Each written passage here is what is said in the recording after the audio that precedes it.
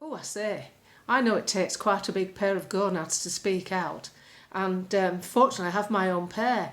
But I've got to say, Ben Gabub has done us proud today in the Daily Express as he writes about Keir Starmer and the Attorney General. If you want to read the full article, just Google Keir Starmer doesn't care about Britain, Ben Gabub, Daily Express. I'm going to wet your political juices now as I read some snippets out. It's after J.D. Vance's speech in Munich where he said we had no free speech. Of course we have free speech, Mr. Vance. We just don't have much freedom after we've spoken.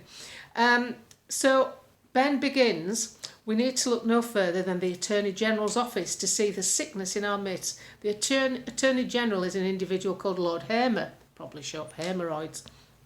This man argued that Shamima Begum should be allowed to return to the UK. He defended Abid Nazir, an Al-Qaeda operative. He previously represented Abu Zubaydah, a former Guantanamo Bay detainee, fought for compensation for Rangzi Hamed, a convicted terrorist, and represented Mustafa Al-Hawazi, an alleged terrorist. Oh, what a rap sheet.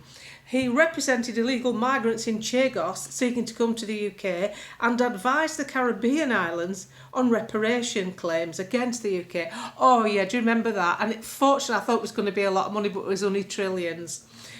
Recently as 2023 that took place. He represented Gerry Adams, long accused of IRA membership in the 1970s and 80s, which he denies, to be fair.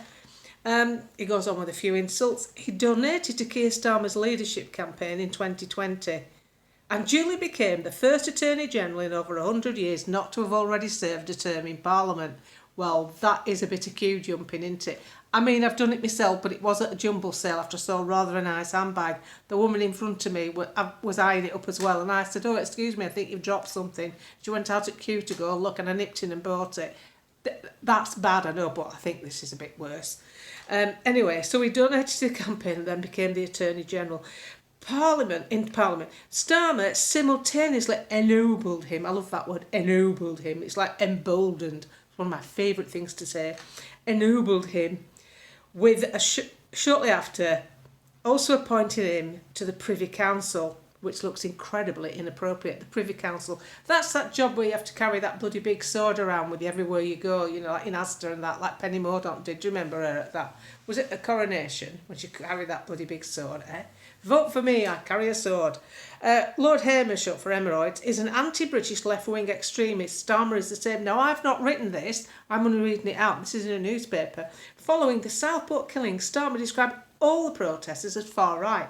Whatever happened to the notion of innocent until proven guilty? Of course, the rioters should have faced the full force of the law, but the Prime Minister had no right to second-guess the political leanings of people genuinely concerned about the state of the country. Neither should the criminal justice system have been used to arrest and imprison peaceful protesters whose worst crime was saying things. And it goes on, it really is worth a read, is that. And hats off to Ben Gabub for putting pen to paper and grabbing hold of his gonads and putting it out in the big wide world. Because, yeah, we do have freedom of speech, we just don't have any freedom left once we've spoken.